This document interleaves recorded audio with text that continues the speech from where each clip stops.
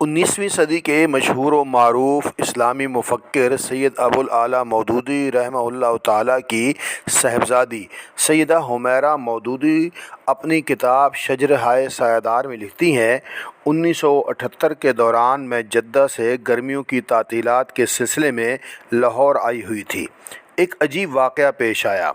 ہوا یوں کہ ایک روز مغرب کے بعد پاکستان ایئر فورس کے 2 اسکواڈرن لیڈر سرگودا سے ابا جان سے ملنے آئے۔ ابا جان دفتر میں بیٹھے کام کر رہے تھے، وہیں انہیں بلوا لیا۔ ان میں سے ایک صاحب جو دیکھنے میں بڑے مضطرب نظر آ رہے تھے، بتانے لگے، مولانا میں نے ایک خواب دیکھا ہے، اور جب سے دیکھا ہے میں اس قدر بے چین اور بے کل ہوں کہ نہ مجھے نیند آتی ہے، نہ بھوک لگتی ہے، اور نہ میں کسی کام کو دل جمی سے کر سکتا ہوں۔ وہ خواب یہ ہے کہ میں مدینے گیا ہوں تو دیکھتا ہوں کہ مدینہ تو پورے کا پورا بمباری سے تباہ ہو چکا ہے۔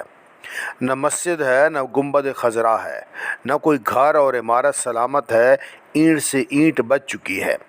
جب میں اس مقام پر آتا ہوں جہاں روضہ مبارک ہے تو دیکھتا ہوں کہ نبی کریم صلی اللہ علیہ وسلم کچی قبر کے باہر کھڑے نماز پڑھ رہے ہیں۔ کہیں قریب ہی سے بہت سے لوگوں کی باتیں کرنے کی آواز آتی ہے۔ میں ادھر دیکھتا ہوں تو ایک تہہ خانے میں سیڑھیاں اترتی نظر آتی ہیں۔ میں فوراً نیچے تہہ خانے میں چلا جاتا ہوں۔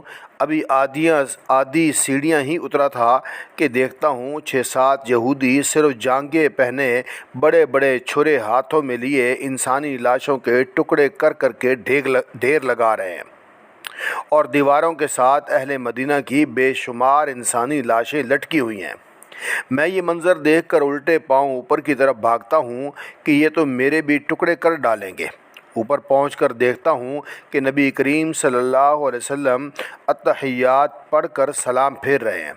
سلام پھیر کر میری طرف دیکھ کر آپ صلی اللہ علیہ وسلم فرماتے ہیں، فکر نہ کرو، یہ گوشت بکے گا نہیں۔ اور پھر فوراً میری آنکھ کھل گئی۔ بس مولانا، جب سے میں نے یہ خواب دیکھا ہے، روز بروز میری بے کلی میں اضافہ ہوتا جا رہا ہے۔ آپ ہی بتائیے اس خواب کی تعبیر کیا ہے؟ اگرچہ ابا جان خوابوں کی دنیا سے تعلق نہیں رکھتے تھے اور نہ ہی خوابوں کی تعبیر سے نتائج اخذ کرنے کے طرفدار تھے، وہ حقائق کی دنیا اور منطقی اصولوں کو ایمان کے تابع لا کر زندگی بسر کرنے کی دعوت دیتے تھے، لیکن اس کے باوجود یہ خواب سن کر ابا جان خود حیران ہوتے جا رہے تھے۔ ایسا خواب تو بڑے بڑے ولیوں کو بھی دیکھنا نصیب نہیں ہوتا، مگر یہ اس داڑھی منڈے نوجوان ہواباز کو نظر آیا ہے۔